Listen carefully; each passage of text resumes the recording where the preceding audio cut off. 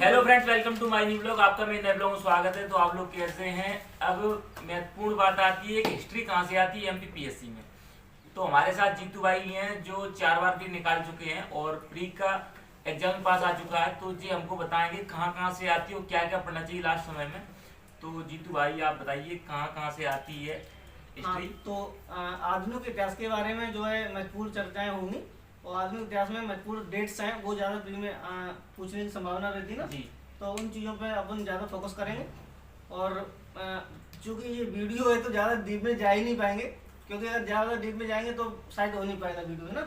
जो तो मेन चीजें मेन चीज़ें उनको ही अपन देखते हैं ना। तो सबसे पहले चलते हैं अपन कि जब मुगलों का पतन हुआ और उसके बाद अंग्रेजों का आगमन, यानी मुगलों के समय में ही आ गए थे अंग्रेज। तो कैप्टन हॉकिंस सबसे पहले जो है जहांगीर के दरबार में आए थे ना, बिल्कुल। और उन्होंने ही एक व्यापार के परमिट मांगे थे उनसे और अनुमति मांगी थी अंग्रेजों से, वो मुगलों से। तो मुगलों ने दे भी दी थी, है ना। तो फिर धीरे धीरे ये अंग्रेज लोग क्या करने लगे कि ध्रुवीकरण करने लगे, व्यापारिक बस्तियां बनाने लगे, है ना। जैसे जैसे ध्रुवीकरण हुआ तो आगे चल करके जिनका संघर्ष हुआ बंगाल के नवाब सिराजुद्दौला से।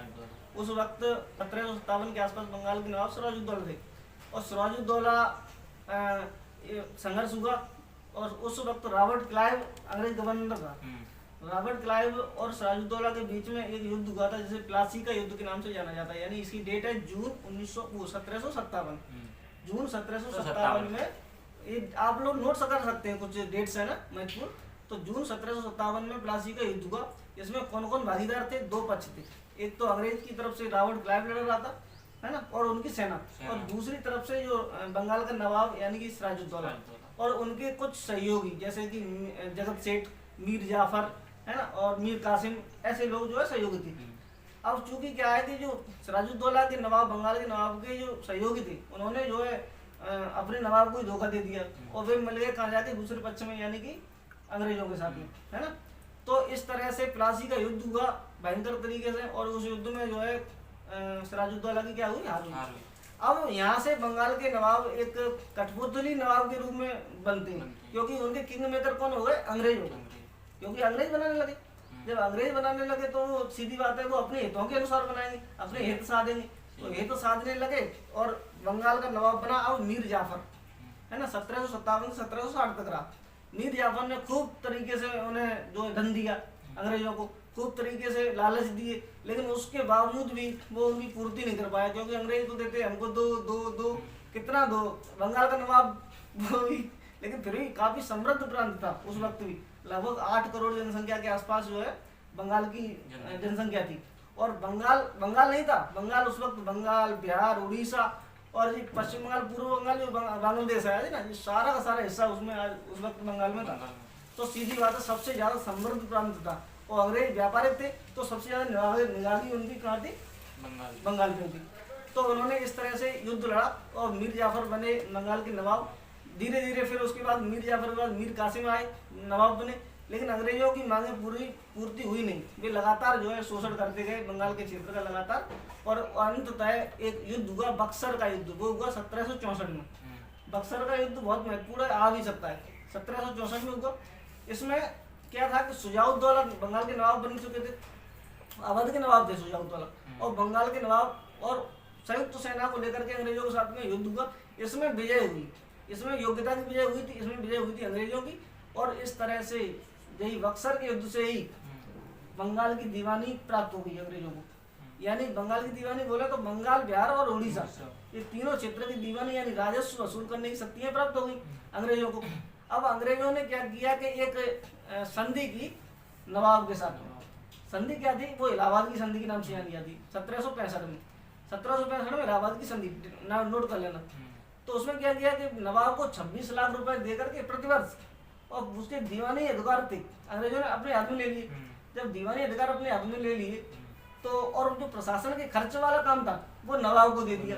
तो इस यहाँ से प्रणाली शुरू होती द्वैध शासन प्रणाली। 1765 से लेकर 1772 तक कौन सी प्रणाली शुरू हुई? द्वैध शासन बंगाल के क्षेत्र में। अब द्वैध शासन प्रणाली का मतलब ये है कि दीवानी के अधिकार यानी राजस्व वसूल थे अंग्रेज और प्रशासन, तो इस तरह से दो शासन चलने लगे पैरेलली, है ना। 1765 अब आगे अपन 1772 में वारेन हेस्टिंग जो है अंग्रेज गवर्नर बनकर आए, है ना, उसने एक प्रणाली लागू करी थी, व्यवस्था लागू कर दी थी भू राजस्व के लिए। उसका नाम था इजारेदारी प्रथा। इजारेदारी प्रथा। उस प्रथा के अनुसार क्या था कि जो जमीन की बोली लगती थी, यानी जो बोली लगाएगा, जितनी ऊंची बोली लगाएगा उतने जो है उसे ही जो है जमीन की राजस्व वसूली का अधिकार दे दिया जाएगा, है ना। तो ये इजारेदारी प्रथा क्या थी? तो 1772 में वारेन हेस्टिंग्स ने इजारेदारी प्रथा व्यवस्था लागू करी बंगाल पूरे क्षेत्र में, बंगाल बिहार उड़ीसा के क्षेत्र में। अब 1772 में इसमें के तहत बोली लगती थी जो सबसे ऊंची। तो 1772 में वारेन हेस्टिंग्स ने इजारेदारी प्रथा व्यवस्था लागू की। उसके बाद महत्वपूर्ण जो अंग्रेज गवर्नर आते हैं वो आते हैं कॉर्नवालिस। ये कॉर्नवालिस 1786 में अंग्रेज गवर्नर बनकर आते हैं।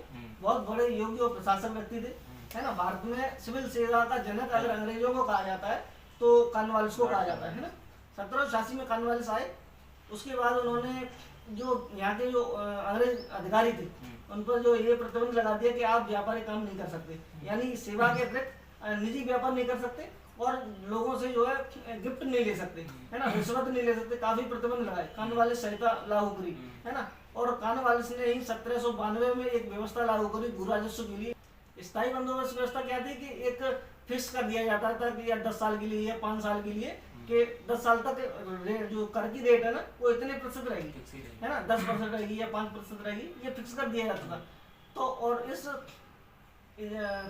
जो बंदोबस्त था, स्थायी बंदोबस्त था, ये लागू किया गया था बंगाल बिहार उड़ीसा के जिन क्षेत्रों में लागू किया गया था ना, इससे वहाँ की राजस्व वसूल किया जा सके। और 1793 में लागू हुआ था। कब? यानी 1793 में ये व्यवस्था लागू की हुई थी। अब इस व्यवस्था में क्या था कि फिक्स वाला सिस्टम था। कॉर्नवालिस आए, कॉर्नवालिस के बाद फिर 1799 में या 1798 में एक महत्वपूर्ण अंग्रेज गवर्नर बन के आए लॉर्ड वेलेजली। लॉर्ड वेलेजली इतने महत्वपूर्ण गवर्नर थे, ये कहिए कि साम्राज्यवादी प्रशासक। जैसे सम्राट होते थे ना कि एक दूसरे से ये भी जीत लिया, ये भी जीत लिया, ये भी अड़ोसी पड़ोसी सारे जीत लिए, है ना, और चक्रवर्ती की सम्राट की उपाधि धारण करी। उसी तरह से ये इन्होंने संधि लागू की थी पूरे भारत में, सहायक संधि के नाम से जानी जाती है ना। सहायक संधि इत्यादि एक सुरक्षा की संधि थी। अंग्रेज जो है देसी रियासतों के साथ, यानी भारत की जो देसी रियासतें थी उनके साथ में एक संधि करते थे कि आपकी जो सुरक्षा का जिम्मा हम लेते हैं और हमारा एक अंग्रेज प्रतिनिधि होगा, वो आपके दरबार में होगा और आपकी हमारी सेना, आपको सुरक्षा की जब जरूरत पड़ेगी हम सेना देंगे, है ना। इसके बदले ये क्या करते, राजस्व वसूली करते थे, उनको नियंत्रण लगा लेते थे, है ना, पूरी तरह से कंट्रोल कर लेते सहायक संधि। तो सहायक संधि कब लागू हुई? 1798 में। ये ध्यान रखना, 1798 में सहायक संधि किसके द्वारा? लॉर्ड वेलेजली के द्वारा। अब लॉर्ड वेलेजली चल गए 1798 के बाद 1800 के आसपास। तो 1800 में भू राजस्व की 2 व्यवस्थाएं और लागू की गई थी, यानी स्थायी बंदोबस्त तो कॉर्नवालिस ने लागू किया, लेकिन उसके बाद जो लागू की गई थी वो उसका नाम था महालवाड़ी व्यवस्था। महाल यानी कि एक पूरे का पूरा गांव, है ना, या एक पूरा समुदाय, उससे जो है राजस्व वसूलने का अधिकार था अंग्रेजों को। तो पूरा समुदाय वसूलने लगा। और ये मालवाड़ी व्यवस्था लागू की गई थी मध्य प्रांत में। मध्य प्रांत बोले तो जी मध्य देश वाला, यानी कि मध्य प्रदेश आज का, है ना, पंजाब का कुछ क्षेत्र था और आगरा वाला क्षेत्र था, है ना। और इन क्षेत्रों में जो है मालवाड़ी व्यवस्था लागू की गई। तो जिसमें क्या पूरे गाँव के समूह के लोगों से जो है वो व्यवस्था लागू की जाती थी। मालवाड़ी जो व्यवस्था लागू की थी, हाल्ट मैकेंजी मालवाड़ी व्यवस्था लेके आए, है ना। अब एक व्यवस्था और आती है वो रैयत वाली व्यवस्था। रैयत वाली व्यवस्था क्या है? इसमें किसानों को भूमि का स्वामी मान लिया जाता कि भूमि का मालिक है वो किसान है, बाकी जमींदार नहीं, बीच का मध्यस्थ नहीं। तो रैयत वाली व्यवस्था में डायरेक्ट किसानों से वसूली की जाती थी, है ना। और इसको सबसे पहले लागू किया गया था मद्रास प्रेसिडेंसी में, है ना, जो तमिलनाडु के आसपास है ना, तमिलनाडु में ही है ना। तो ये 2 पद्धतियाँ हो गई। अब महत्वपूर्ण अंग्रेज गवर्नर आते हैं, वो आते हैं लॉर्ड डलहौजी, बहुत ज्यादा, है ना। ये भी एक साम्राज्यवादी, एक बहुत महत्वाकांक्षी व्यक्ति थे। तो लॉर्ड डलहौजी ने क्या किया, 1848 में आते हैं और इन्होंने एक लागू की नीति, हड़प नीति, है ना। इसे कह सकते हैं कि हिंदू जो भारत की हिंदू रियासतें थी उनके उत्तराधिकार से निपटने के लिए एक हड़प नीति लेके आए। यानी कि जिन हिंदू रियासतों के पास वैध उत्तराधिकारी नहीं था, उनका अनुवंशिक उत्तराधिकारी नहीं था, उन लोगों को क्या किया जाता था कि अंग्रेजों में डाल लिया जाता था, है ना, डायरेक्ट। यानी कि गोद लेने की प्रथा का निषेध कर दिया, इसीलिए इसे गोद निषेध प्रथा के नाम से भी जाना जाता है। ये कब आई? 1848 में। यानी कि जैसे अवध, सतारा, है ना, झांसी, है ना, संबलपुर, इन जो क्षेत्रों को जो है डायरेक्ट अंग्रेजों ने अपने क्षेत्रों में ला लिया। तो एक तो इन्होंने हड़प नीति लागू की 1848 में, किसने? लॉर्ड डलहौजी। और लॉर्ड डलहौजी के समय में एक महत्वपूर्ण घटना हुई थी पूरे भारत में, वो रेलवे का विकास। सबसे पहले थाड़े, मुंबई और थाड़े के बीच में एक रेलगाड़ी चलाई गई थी, है ना। सबसे पहले थाड़े और मुंबई 2 जिलों के बीच, तो इसे प्रथम जो है रेलगाड़ी व्यवस्था की या ट्रेन की व्यवस्था की शुरुआत मानी जाती है ना। इसलिए लॉर्ड डलहौजी को भारत में ट्रेन का जनक कह सकते हैं, कह सकते हैं। बिल्कुल, उनके काल में हुआ। हाँ, उसी काल में ही हुआ है। तो अब 1848 से 1854 तक जो है लॉर्ड डलहौजी रहे। तो अब आ जाता है 1857 की क्रांति। इसे प्रथम स्वतंत्रता संग्राम, महाविद्रोह, सैन्य विद्रोह, बहुत से जो है टर्म्स जैसे दी गई। तो एक बहुत बड़ा विप्लव था, जो ऐसा विप्लव था जो 1757 में अंग्रेजों ने अधिकार प्राप्त किए और उससे लगातार शोषण किया, उसका एक परिणाम था, यानी उसके विरुद्ध प्रतिक्रिया थी 1857 की क्रांति, है ना। तो 1857 की क्रांति का सबसे महत्वपूर्ण कारण अगर कोई पूछा जाए तो क्या रहेगा? आर्थिक कारण। क्योंकि 1757 से 1857 तक लगभग 100 सालों तक का शोषण था, है ना, आर्थिक शोषण बहुत बड़े पैमाने पर। तो ऐसी स्थिति में आर्थिक, दूसरा सैन्य कारण भी थे, क्योंकि उनके साथ में भेदभाव किया जाता था। राजनीतिक कारण बेलेजली की सहायक संधि और हड़प नीति, यानी जिसके माध्यम से राज्यों को हड़प लिया जाता वैध उत्तराधिकार न होने पर, है ना। तो इस तरह से ये कुछ महत्वपूर्ण कारण थे। और लास्ट का जो अंतिम कारण था जिसकी वजह से ये घटना फूटी, वो कारण क्या था कि एनफील्ड राइफल वाली चर्बी वाले कारतूस, है ना। तो चर्बी वाले कारतूस बहुत महत्वपूर्ण है, क्योंकि 34वीं रेजिमेंट के एक सिपाही थे मंगल पांडे, है ना, मूवी बनी है मंगल पांडे। तो उन मंगल पांडे जो है विद्रोह कर दिया, तो ये विद्रोह स्टार्ट हुआ, है ना। और इसकी डेट थी 10 मई 1857। संभवतः ये डेट 31 मई 1857 निर्धारित की गई थी, लेकिन बाद में जो है ये जल्दी फूट पड़ा, है ना। 10 मई 1857 को जो मेरठ छावनी से विद्रोही और या कहें कि स्वतंत्रता सेनानी चलते हैं और ये पहुंचते हैं दिल्ली 11 मई 1857 को। दिल्ली में बहादुर शाह जफर जो मुगल अंतिम सम्राट थे, बहादुर शाह समद को अपनी नेतृत्व सौंपने की जो है गुजारिश की। तो उन्होंने ये बात मान भी ली कि चलो ठीक है। तो अब 1857 की संदर्भ में, या जो 1857 की क्रांति है उसके संदर्भ में बहुत से मत निकल कर आती है। 2 तरह के इतिहासकारों के मध्य विभाजन हो जाता है, एक पश्चिमी इतिहासकार और एक जो है अपने पूर्व के यानी हिंदुस्तानी भारतीय इतिहासकार थे ना। तो जो पश्चिमी ज्यादातर इतिहासकार हैं, जो पश्चिम के हैं, वो साम्राज्यवादी इतिहासकार से जुड़े हुए हैं, है ना, उनकी भावनाएं अपने उनसे जुड़ी हुई हैं। तो वे क्या करेंगे, उस जो महान विद्रोह था, ये राष्ट्रीय स्वतंत्रता या प्रथम स्वतंत्रता संग्राम की संज्ञा देते हैं भारतीय लोग, उसे वे लोग क्या कहते हैं, ये केवल सैन्य विद्रोह था, है ना। ये हिंदू मुसलमानों के बीच में क्या था, षड्यंत्र था। जैसे एक विद्वान हुए लॉरेंसन, तो लॉरेंसन ने उसे सैन्य विद्रोह कहा है ना। और उसके बाद ट्रेवेलिन ने भी सैन्य विद्रोह कहा है ना। और जेम्स आउटरम हुए एक विद्वान पश्चिमी इतिहासकार हैं, उन्होंने कहा है कि ये हिंदू और मुसलमानों के बीच में क्या था, षड्यंत्र था, है। उसके बाद टी.आर. होम्स एक विद्वान रहे, उन्होंने कहा है कि ये सभ्यता और बर्बरता के बीच का क्या था, संघर्ष था, यानी अंग्रेज सभ्य थे और हिंदुस्तानियों क्या कहा जाता था, ये बर्बर है ना। तो सभ्यता और बर्बरता के बीच में संघर्ष। इस तरह से कुछ एक इतिहासकार रहे हैं पश्चिमी की, बेंजामिन डिज़राइली। तो बेंजामिन डिज़राइली ने जरूर कहा है कि ये राष्ट्रीय विद्रोह था, क्योंकि वो वहाँ उस वक्त जो है विपक्ष में थे, वहाँ की ब्रिटिश सरकार में विपक्ष में थे। तो उन्होंने ये कहा है कि ये राष्ट्रीय विद्रोह था, है ना। बाकी बी.डी. सावरकर ने कहा ये प्रथम स्वतंत्र संग्राम था, नेहरू जी ने कहा है प्रथम स्वतंत्र संग्राम था, है ना। R.C. मजूमदार एक हुए जिन्होंने कहा है कि ये ना तो प्रथम था ना अंतिम, है ना, और ना ही जो है प्रथम स्वतंत्रता संग्राम, ना तो प्रथम ना अंतिम ना ही प्रथम स्वतंत्रता संग्राम। किसने कहा है, R.C. मजूमदार। ये स्टेटमेंट नोट कर लेना, ना तो प्रथम था ना अंतिम ना ही प्रथम स्वतंत्रता संग्राम, R.C. मजूमदार, है ना। तो R.C. मजूमदार ये कह रहे हैं क्योंकि इससे पहले ही विद्रोह हुए थे, है ना, इसके बाद भी हुए और स्वतंत्र संग्राम 1947 में, इसीलिए ये प्रथम नहीं था, है ना। 1857 की क्रांति के बाद एक बड़ा चेंज यानी बदलाव आया, यानी पूरी अब जो इंडिया की सत्ता थी वो केवल अंग्रेजों की कंपनी के हाथ में नहीं रही, इसलिए कंपनी हाथ में नहीं रही। अब सीधी ये सत्ता चलेगी कहाँ, क्राउन के हाथ में, यानी महारानी के या वहाँ के जो महाराणा थे, महाराजा थे, उनके हाथ में, है ना। तो इसमें कुछ बदलाव हुए। अब 1857 की क्रांति से बदलाव हुए तो सीधी बात है कि सेना, जो भारतीय सैन्य थे जो अंग्रेजों के काम कर रहे थे, उन्होंने विद्रोह किया था। बिल्कुल। तो अंग्रेजों ने क्या किया कि सेना का जो अनुपात था, एक आयोग गठित किया था, पील आयोग, पील कमीशन है ना, पील कमीशन। तो पील कमीशन के आधार पर क्या किया था कि जो भारतीय सैनिकों की जो संख्या थी यूरोपियों पर, वो कम कर दी। पहले एक यूरोपियन सैनिक 5 भारतीय सैनिकों को कंट्रोल करता था, है ना। अब एक यूरोपियन सैनिक 2 भारतीयों को कंट्रोल करने लगा, यानी कि 1 पे 2 अनुपात कर दिया, 5 1 से 2 या 2 1 कर दिया, है ना। यानी 1 अंग्रेज 2 भारतीय, इस तरह से पील कमीशन था, है ना। और एक नया पद का सृजन हुआ, भारत सचिव। भारत सचिव के एक पद का सृजन हुआ जो ब्रिटिश में रह करके यहाँ की सत्ता को एक नियंत्रण करता था, है ना, ब्रिटेन में, है 1858। और इसी के तहत एक अधिनियम आया था, भारत परिषद अधिनियम 1858 और भारत परिषद अधिनियम 1861, है ना। तो अब चलते हैं, पॉइंट आता है कांग्रेस की स्थापना, भारतीय राष्ट्रीय कांग्रेस की स्थापना। और ये समय था 1885 का। 1885 में एक अंग्रेज प्रशासक थे A.O. ह्यूम ने जो है 1885 में कांग्रेस की स्थापना की। अब कांग्रेस की स्थापना के संदर्भ में 2 सिद्धांत प्रचलित हैं।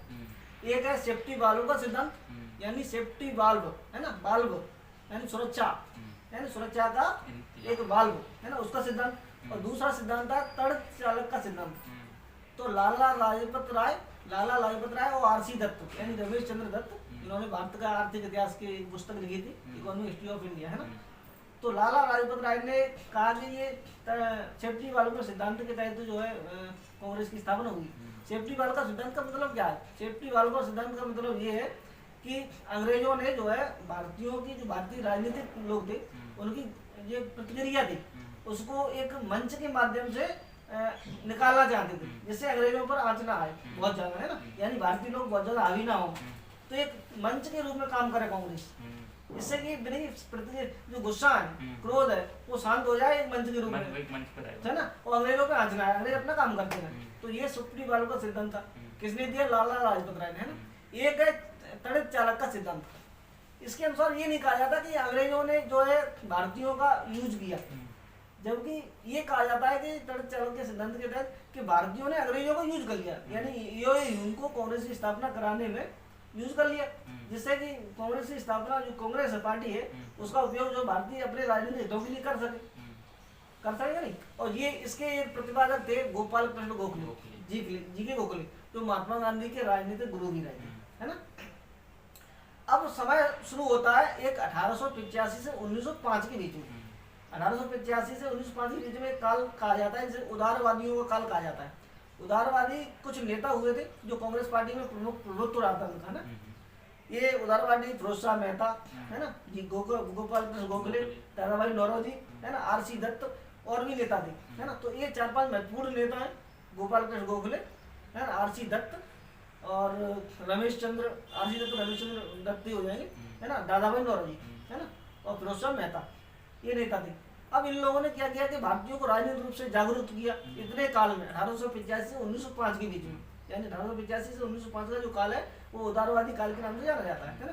राजनीतिक रूप से सक्रिय किए लोगों को, है ना। और अंग्रेजों की आर्थिक नीतियां थी, उनको खुलकर, जैसे धन परिगणन का सिद्धांत है, यानी कि जिसे दादाभाई नौरोजी ने अनिष्टों का अनिष्ट कहा, धन को जो है यहाँ से शोषण ब्रिटेन ले जा रहे थे खींच के, तो धन बहिर्गमन का सिद्धांत को क्या कहा?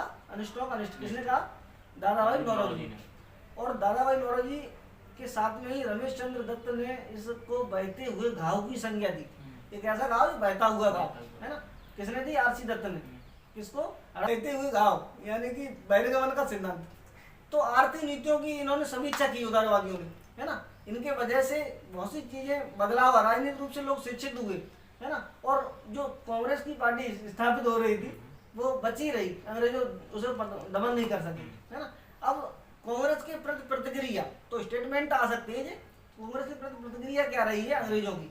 तो सबसे पहले तो 1885 में 1886 में लॉर्ड डफरिन उस वक्त वो था, गवर्नर था, और लॉर्ड डफरिन ने जो है कांग्रेस के जो सदस्य थे उनको एक उद्यान भोज दिया, यानी कि उस वक्त तो वो प्रसन्न था, है ना। 1886 में उद्यान भोज दे रहा है, उनके साथ में सम्मान कर रहा है उनका, है ना। लेकिन जैसे जैसे और साल बढ़े, 4 साल बढ़े, और कांग्रेस का रूप निखर कर आया इंडिया के प्रति, भारत के प्रति, तो 1890 में वही लॉर्ड डफरिन ने कांग्रेस सरकारी कर्मचारी थे, ब्रिटिश सरकार के सरकारी कर्मचारी थे, उनको सदस्यता लेने से क्या कर दिया, प्रतिबंध लगा दिया कि आप जो है कांग्रेस की सदस्यता नहीं लेंगे, है ना। तो इसका मतलब क्या है, इसका मतलब ये है कि कांग्रेस उनके खिलाफ काम करने लगी, उन्हें लगने लगा कि कांग्रेस तो हमारी उल्टा हो रही है ना। 1886 के बाद एक और विद्वान हुए थे, अंग्रेज गवर्नर जनरल रहे लॉर्ड कर्जन, जो 1899 में आए बनकर बाद में। तो लॉर्ड कर्जन ने कांग्रेस के बारे में कहा कि कांग्रेस मर रही है और भारत रहते ही मेरी इच्छा है कि मैं इसके शांतिपूर्वक मरने में सहयोग दे सकूं। यानी कांग्रेस मर रही है और भारत रहते मेरी ये इच्छा है कि मैं इसके शांतिपूर्वक मरने में सहयोग दे सकूं, है ना। तो कांग्रेस की पूरे अंग्रेज गवर्नरों की प्रतिक्रिया अब उल्टी होगी कांग्रेस के प्रति, है ना, नकारात्मक होगी। एक और विद्वान रहे हैं अंग्रेज गवर्नर लॉर्ड एल्गिन द्वितीय। तो लॉर्ड एल्गिन द्वितीय ने कहा है कि भारत को हमने तलवार के बल पर जीता है और तलवार के बल पर ही इसको क्या करेंगे, अधीन बनाए रखेंगे। अब इन स्टेटमेंट से ये पता चलता है कि कांग्रेस जो है, अंग्रेज जो है कांग्रेस के विरोधी हो गए ना। तो अब काल शुरू होता है उग्रवादियों काल, यानी 1905 से लेकर के 1919 तक जो है उग्रवादी काल के नाम से जाना जाता है या राष्ट्रवादियों के काल के नाम से जाना जाता है। इसमें सबसे महत्वपूर्ण जो नेता होता है वो लाल बहादुर शास्त्री, लाला लाजपत राय, बाल गंगाधर तिलक और बिपिन चंद्र पाल, है ना। ये क्या थे कि ये क्रांतिकारी नेता थे। ये उदारवादियों की राजनीति से परेशान आ गए थे, क्योंकि उदारवादी क्या अनुनय विनय की राजनीति करते थे, संविधान पत्र लेटर की राजनीति करते थे और उनसे कुछ होता नहीं था, है ना। तो इन्होंने जो उदारवादियों की राजनीति को राजनीतिक भिक्षावृत्ति की संज्ञा दी।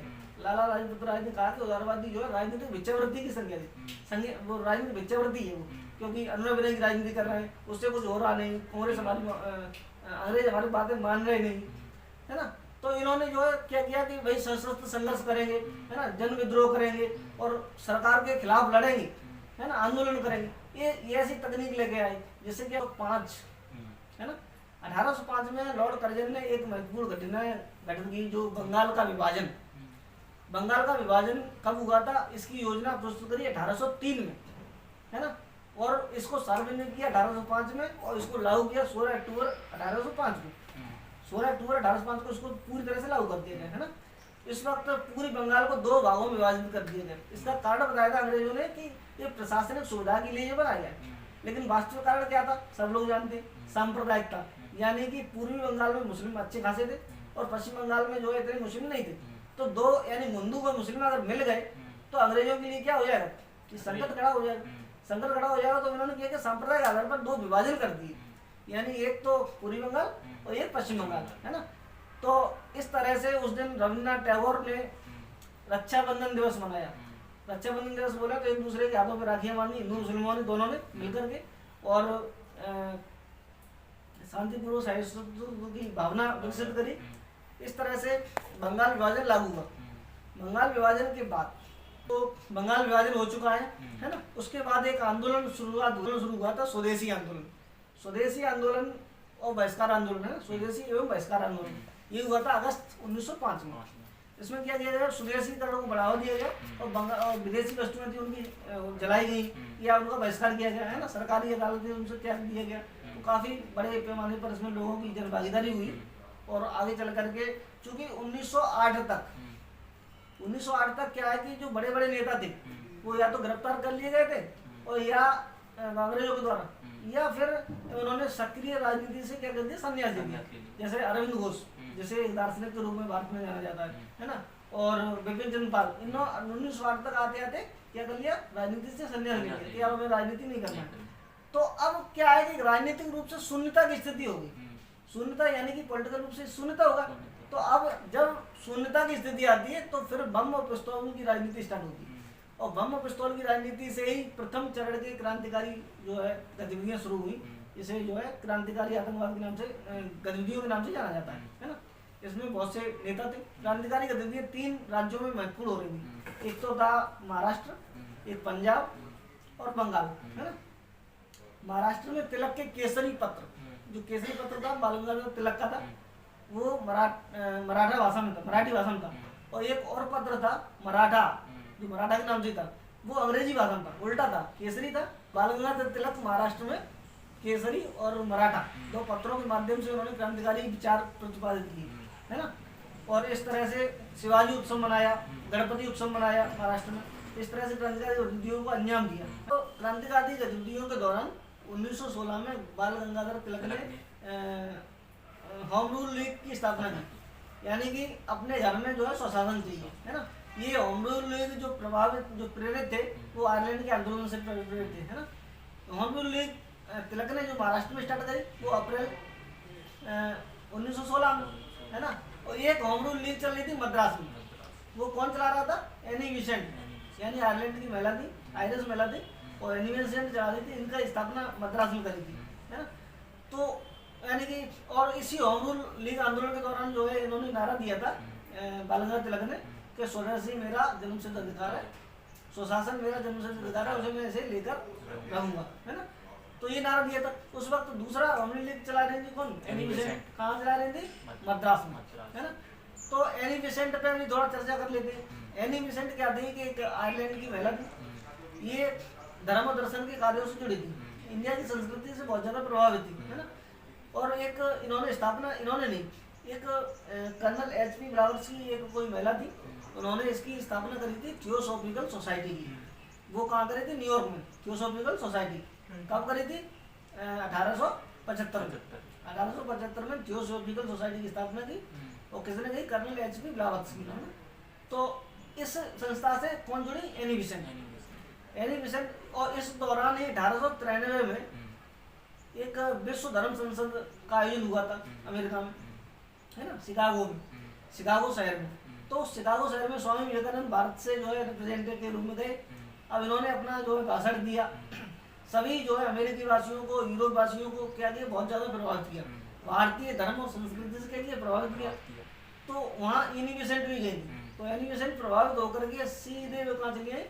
इंडिया आ गए कि अब तो हम इंडिया में जाएंगे। तो 1889 में पहले आ चुकी थी, लेकिन 1893 में पूर्ण रूप से जो है इंडिया आ गई एनी बेसेंट। तो एनी बेसेंट को काम को 1889 से देखते हैं और 1914 तक। तो इस वक्त क्या है? धर्म और दर्शन कार्यों से जुड़ी हुई, है ना। 1914 से 1918 तक जो है एनी बेसेंट रही है एक राजनीतिक रूप से सक्रिय, है ना। क्यों राजनीतिक रूप से सक्रिय क्यों रही है? क्योंकि होम रूल लीग चलाया, है ना। और 1917 में कांग्रेस की प्रथम महिला अध्यक्ष बनी, है ना। तो इस तरह से उन्होंने राजनीति में सक्रिय रूप से भाग लिया। अब आता है 1919 का एक एक्ट, इसे माउंट चेम्सफोर्ड एक्ट के नाम से जाना जाता है ना, माउंट चेम्सफोर्ड सुधार। इसे भारतीय को कुछ रियायतें दी जाए, संविधान में कुछ संशोधन किया जाए, है ना। तो सुधार अधिनियम थे, तो इसके तहत जो है कुछ सुधार किए गए, माउंट चेम्सफोर्ड सुधार, है। फिर इसी के तहत एक घोषणा की गई थी साइमन कमीशन की, जो भारत को सुधारने के लिए साइमन कमीशन लिया जाएगा 10 साल बाद। तो वो साइमन कमीशन आया 1927 में, है ना, जिसका सभी ने क्या किया था? विरोध किया था। 1927 में जब कानून विरोध कर दिए कि भाई ये हमारे भारतीयों की नहीं, ये नहीं, क्योंकि इसमें सभी अंग्रेज सदस्य थे, है ना, तो ये भारतीयों का अपमान था। तो उस वक्त वहाँ के भारत सचिव थे लॉर्ड बर्कनहेड, है ना, ब्रिटिश संसद में भारत सचिव थे। तो उन्होंने कहा कि अगर भारतीयों में इतनी ही क्षमता हो तो अपने लिए ऐसा संविधान बनाए जो सभी वहाँ के सभी लोगों को जो है एक समान रूप से मान्य हो, स्वीकार कर सके। तो ये भारतीयों ने अपने दिल पे ली। भारतीयों ने कहा कि ऐसी कैसी बात करो कि हमका योग्य नहीं। तो उन्होंने जो है इस बात को मोतीलाल नेहरू और जवाहरलाल नेहरू और भी लोग थे, तो इन्होंने एक रिपोर्ट बनाई थी, उसका नाम था नेहरू रिपोर्ट। ये कब आई थी? 1928 अगस्त 1928 में नेहरू रिपोर्ट आई। नेहरू रिपोर्ट में कुछ प्रावधान थे, जैसे मूल अधिकारों से संबंधित प्रावधान भी थे, है ना, लेकिन इसमें एक चीज नहीं थी कि मुसलमानों के लिए पृथक निर्वाचन पद्धति नहीं थी। क्योंकि जो मुसलमानों के लिए पृथक निर्वाचन पद्धति थी, जो 1919 के अधिनियम में मिंटो एक्ट था, लॉर्ड मिंटो एक्ट 1909, तो 1909 के एक्ट में जो है मुसलमानों के लिए पृथक निर्वाचन पद्धति लागू कर दी गई थी कि भाई तुम अलग से क्षेत्र होंगे तो वहाँ तुम्हारे लोग चुनेंगे। लेकिन इस रिपोर्ट में ऐसा नहीं था। तो मोहम्मद अली जिन्ना ने इस रिपोर्ट को और भी सदस्यों ने कांग्रेस ने खारिज कर दिया कि ये तो गलत है ना। तो लॉर्ड बर्कनहेड की चुनौती को भारतीयों ने बोल लिया, सीरियस लिया, और एक अगस्त रिपोर्ट के नाम से, यानी नेहरू रिपोर्ट के नाम से अगस्त 1928 में पेश किया, है ना।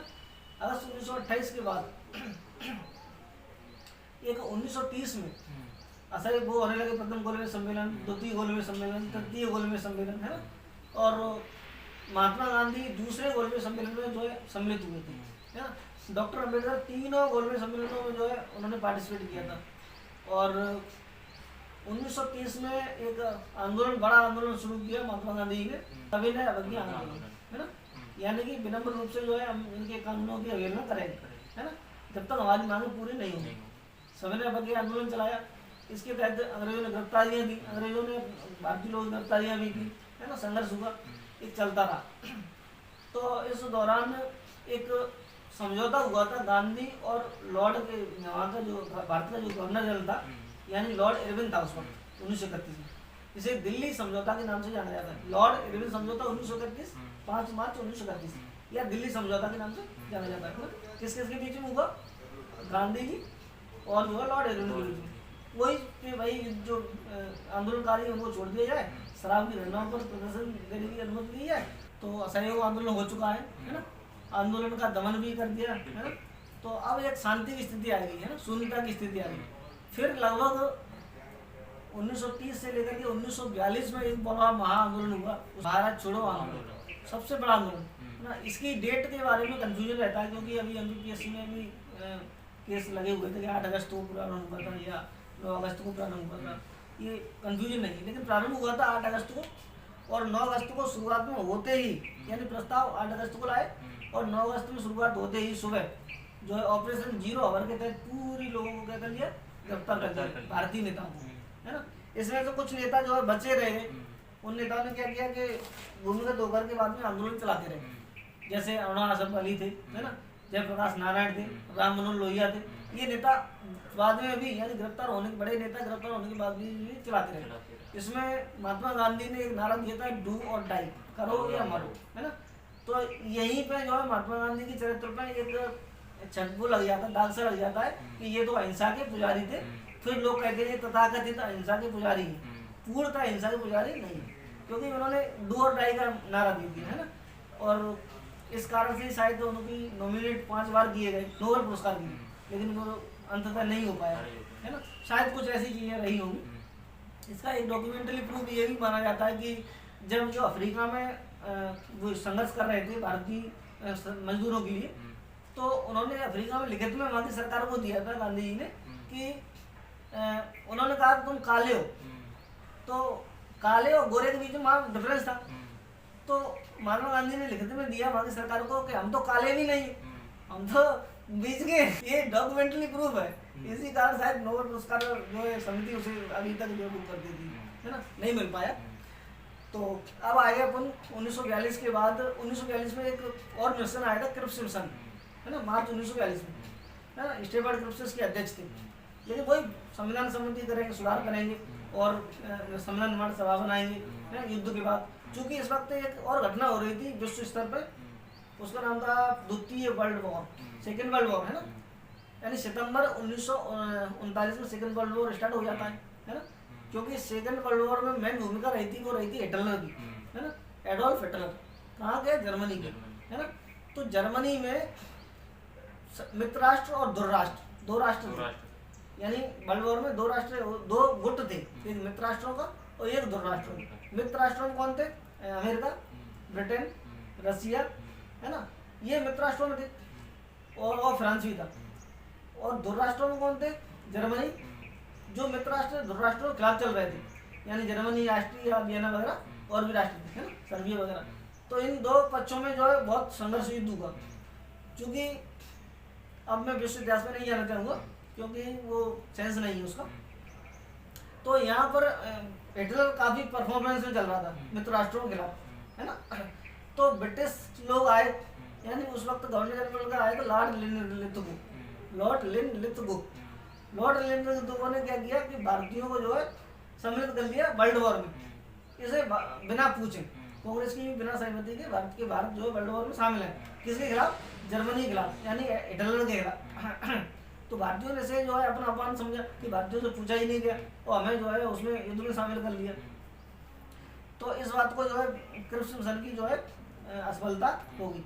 गांधी जी ने क्रिप्स मिशन को एक लाइन में वो कहा था कि ये आगे की तारीख का चेक है, यानी पोस्ट डेटेड चेक, आगे की तारीख का चेक है। नेहरू जी ने कहा इस संदर्भ में कि ये ऐसा चेक है जिसका बैंक ही नष्ट होने वाला है, यानी ये आगे की तारीख का चेक है। नेहरू जी कहते हैं कि जिसका बैंक ही नष्ट होने वाला है ना।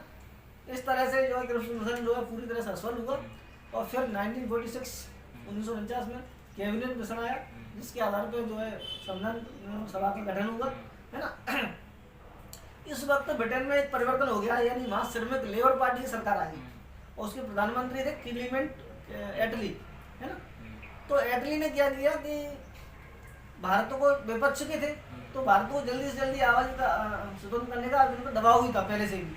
तो ऐसी स्थिति में उन्होंने जो है घोषणा की फरवरी 1947 में कि भारत को अंग्रेज जून 1948 तक छोड़ देंगे और सत्ता उनके वैध उत्तराधिकारियों के हाथों में छोड़ दी जाएगी। ऐसी घोषणा की। घोषणा कब हो रही? फरवरी 1947 में, फरवरी 1947 में। और सत्ता कब दे देंगे? जून 1948 में, है ना। इसी दौरान मार्च 1948 में एक गवर्नर जनरल बनकर आ गए लॉर्ड माउंटबेटन, है ना। तो लॉर्ड माउंटबेटन आए गवर्नर जनरल, कब आए? मार्च 1948 में, है ना। जिन्होंने एक योजना प्रस्तुत की थी जून के महीने में, 3 जून 1948 को, 1947 को। क्या प्रस्तुत की? उसका नाम था माउंटबेटन योजना, है ना। यानी मार्च 1947 में गवर्नर जनरल बनकर आए लॉर्ड माउंटबेटन, है ना। और 3 जून 1947 को यह योजना प्रस्तुत की भारत और पाकिस्तान के विभाजन की, है ना। इसको जो है दोनों कांग्रेस ने भी और मुस्लिम लीग ने भी, दोनों गुटों ने स्वीकार कर लिया कि हाँ ठीक है। तो इसी के तहत एक ब्रिटिश संसद में एक्ट पारित हुआ था, भारतीय स्वतंत्रता अधिनियम 1947, है ना। ये 4 जुलाई 1947 को संभवतः पारित हुआ था। तो उस एक्ट में ये प्रावधान था कि जो भारत और पाकिस्तान 2 डोमिनियन स्टेट होंगे। डोमिनियन स्टेट बोले तो यानी ब्रिटेन के अधीन रहकर ही ये स्वतंत्र होंगे, है ना। ये पूर्णतः स्वतंत्र नहीं होंगे, पहला प्रावधान। दूसरा प्रावधान था कि जो देसी रियासतें या तो भारत में शामिल हो जाए या पाकिस्तान में शामिल हो जाए या स्वतंत्र रह सकें, है ना। तीन टाइम वो इनके पास विकल्प थे, भारत में रह सकती, शामिल हो सकती, या पाकिस्तान में या स्वतंत्र, है ना। तो बहुत बड़ा एक मुद्दा हुआ। इस तरह से 15 अगस्त 1947 को भारत जो है आज़ाद हुआ। और जब आज़ाद हुआ तो बहुत बड़े दंगे वंगे हुए ही थे, है ना। नोआखली में महात्मा गांधी उस वक्त उपवास कर रहे थे जब देश जो है जश्न मना रहा था, है ना, आज़ादी का। उस दौरान भी अब देश तो आज़ाद हो गया, इसके बाद भी काफ़ी समस्याएं थी। सांप्रदायिकता की समस्या थी, शरणार्थियों की समस्या, क्योंकि लोग पाकिस्तान से भारत आ रहे थे और भारत से पाकिस्तान जा रहे थे, है ना। समस्या थी नागरिकता की कि नागरिकता के प्रावधान कैसे होने चाहिए, है ना। बहुत सी प्रावधान थे, बाकी धीरे धीरे इनको सोल्व आउट किया गया, ठीक है। बाकी ये पॉइंट्स हैं जो अपने हिसाब से देख लेना, और इतने समय में पूरा इतिहास हुआ भी नहीं जा सकता, और ये वीडियो ही है ना। तो कुछ महत्वपूर्ण चीज़ें लगे तो अपने हिसाब से देख लेना, बाकी आप किताब से पढ़ ही रहे होंगे। तो कुछ ऐसा जीतू भाई ने आप लोगों को बताया, और जितना इनने अपने हिसाब से जैसा एग्जाम में आता है MPSC में, क्योंकि पहले से निकाले हुए हैं, तो कहीं ना कहीं आपको एक मार्गदर्शन दे दिया है कि इस प्लेटफॉर्म से आता है, चीज़ें यहाँ से आती हैं, तो उस पर आप काम करें और शॉर्ट नोट्स बनाएं। नहीं बने हो तो मतलब कम ऐसा मटेरियल है जो कम समय में पूरा हो सके, कुछ ऐसा ही। आप मेरे ब्लॉग को लाइक कर सकते हैं, शेयर करें, सब्सक्राइब करें, कमेंट करें। Thank you for this watching, love you all.